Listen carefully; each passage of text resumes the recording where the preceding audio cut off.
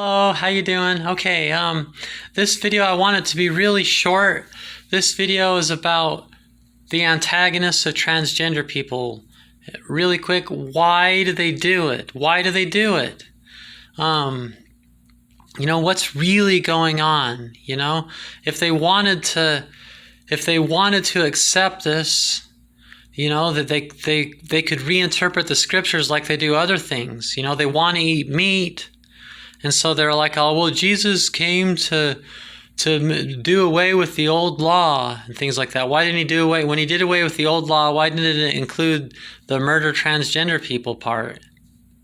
It's just as easy to say that, you know what I mean? So it's like, and on and on and on. There's a whole bunch of different ways that you could reinterpret it so that you don't have to believe if transgender people need to die and not have jobs and all that because it's a sin and they have to experience the consequences of their sin and all that stuff.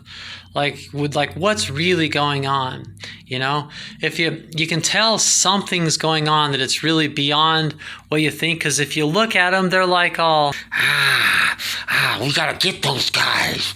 We can't let them do that. We can't let them die. We gotta get those guys. They're just a bunch of men in dresses. So you can tell something's going on, and it's because they haven't done their shadow work. Babylon's convinced them that shadow work is satanic. And so they're not going to do their shadow work. They think it's evil. They think it's satanic. What is shadow work? I'll put a link in the description box so you can know what shadow work is. Shadow work is, it's a part of getting to know yourself. You don't truly know thyself, and that's the purpose of life, to know thyself.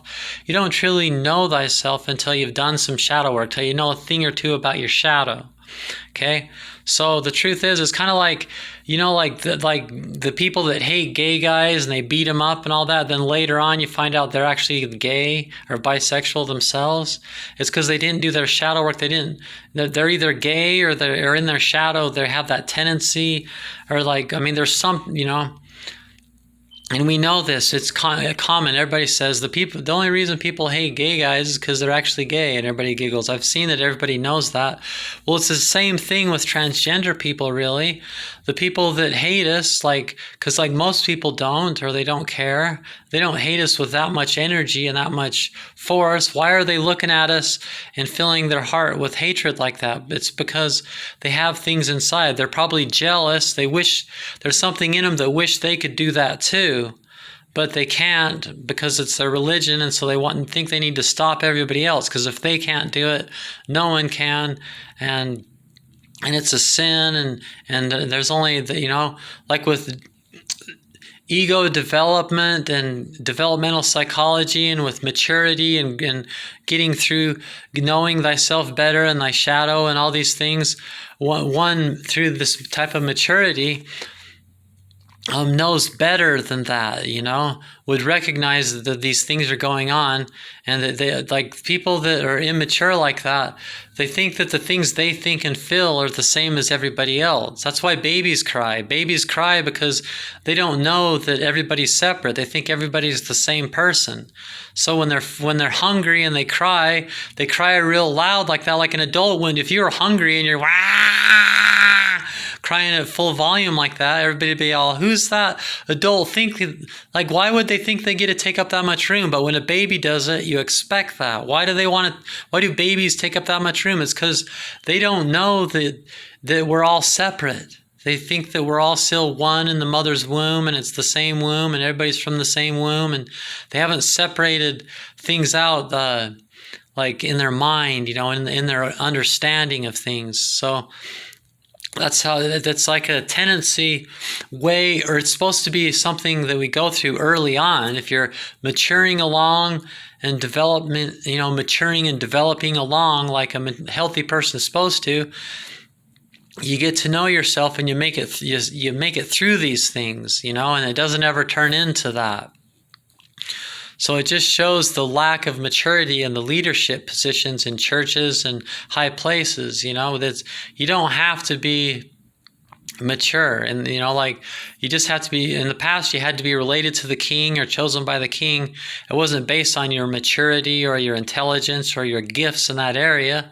So we don't really our species doesn't come from a history of needing our leaders to be much of anything at all. They either need to be really good looking or have the right connections or something, but we need to pick leaders that actually, that actually have developed themselves. The purpose of life is to know thyself, that know themselves, that love themselves and know themselves, that don't think that everybody needs to be Christian or everybody needs to be Muslim or everybody needs to be anything, but just knows that that's an inner struggle and an inner working within each individual, and other people don't decide that. You don't know somebody just by looking at them. You don't know much of anything by just looking at them. And these people think they know a person better than they know themselves just by looking at them. So that's the reason. Basically, they're jealous. They want to stop these people from doing things that.